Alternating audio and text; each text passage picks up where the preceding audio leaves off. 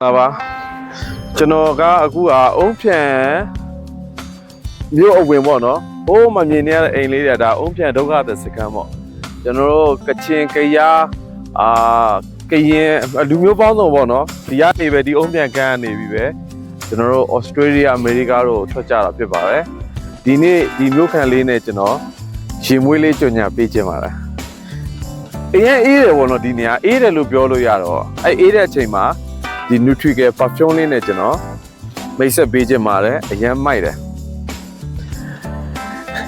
ဒါလေးကတည်ငြိမ်တယ်ဒီနဲ့လေးကအေးတယ်ကိုဆွတ်ထားလို့ရှိရင်ဘေးနားလူတွေကလည်းစိတ်ချကြည်လင်းနဲ့အေးလေးခံစားရမှာပေါ့နော်ဒါကြောင့်မို့ Kevin perfume နဲ့ပြန်လဲကြိုးစားပါတယ်ဒီ Nutricare လေးကရေမွေးမကြိုက်တဲ့လူတွေတောင်မှနူးညံ့လေးဖြစ်ပါစေတယ်ဒါကြောင့်မို့ဒီ Nutricare လေးကိုကျွန်တော်နောက်ကရှုခင်းလေးနဲ့တွေ့ကြညာပေးခြင်းပါတယ် Thank you ပါ